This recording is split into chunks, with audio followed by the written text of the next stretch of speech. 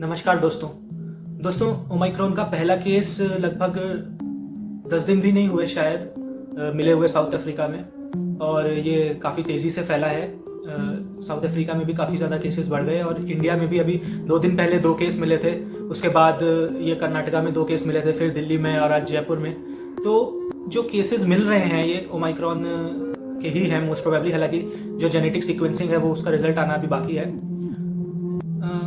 मैं थोड़ा सा आपको इससे रिलेटेड जो हम लोग का इम्यून सिस्टम रिएक्ट कर रहा है उसके बारे में बताना चाहता हूँ। देखिए दोस्तों, हमारी इम्यूनिटी 2 तरीके की होती है।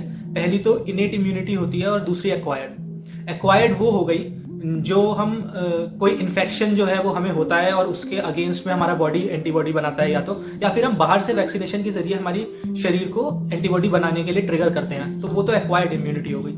दूसरी होती है इनेट इम्यूनिटी, जो मतलब पहले से ही आपका फर्स्ट टाइम जब कोई भी इन्फेक्शन आपको अटैक करता है तभी से जो रेडी है उससे फाइट करने के लिए, उसे हम इनेट इम्यूनिटी बोलते हैं। जैसे हमारी बॉडी में कोई वायरस इन्फेक्ट करता है, मान लीजिए ओमाइक्रॉन ने ही हमें इन्फेक्ट किया, तो जो इनेट इम्यूनिटी है वो काफ़ी सारे सेल्स और केमिकल्स को भेजती है इस वायरस को अटैक करने के लिए, जिसमें से एक बहुत इंपॉर्टेंट जो हमारा मीडिएटर है दैट इज इंटरफेरॉन। अब हो क्या रहा है कि ओमाइक्रॉन जो है वो किसी तरीके से ये इंटरफेरॉन के अटैक को ओवरकम कर जा रहा है, या शायद बाईपास कर जा रहा है। तो इनिशियली जब हमारा वायरस हमारी बॉडी में आया, उसे इंटरफेरॉन मार नहीं पाया और वो इन्फेक्ट करके सडनली अपनी मल्टीपल कॉपीज बनाने लग गया।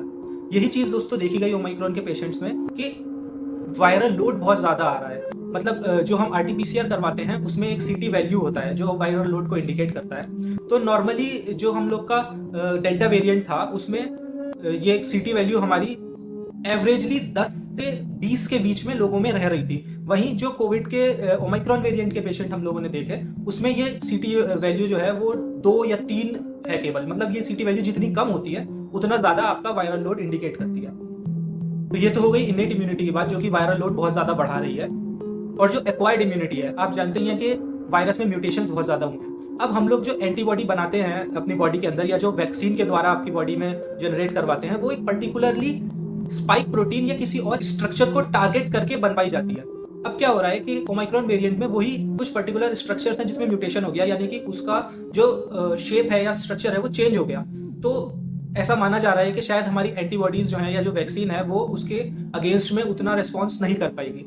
फिर भी आफ्टर ऑल हमारे पास है ही वैक्सीन इससे फाइट करने के लिए, तो लगवाना बहुत ज़्यादा ज़रूरी है। अपनी दोनों डोजेज आप वैक्सीनेशन की कंप्लीट करवाएं। और वैक्सीनेशन के साथ साथ हमारे पास जो दूसरा औजार है और जो अल्टीमेट औजार है एक्चुअली बचने के लिए इस इन्फेक्शन से, वो है हमारे मास्क। सीवियरिटी की अगर मैं बात करूं ओमाइक्रॉन वेरिएंट से होने वाले कोविड इन्फेक्शन की, तो ये अभी हम लोग नहीं कह सकते कि कितना ज़्यादा सीवियर इन्फेक्शन होगा, बट हाँ ये इन्फेक्टिव बहुत ज़्यादा है। यानी कि अगर पहले एक बंदा 10 लोगों को इन्फेक्ट कर रहा था तो उसकी पावर अब 500 टाइम्स बढ़ चुकी है इन्फेक्शन की।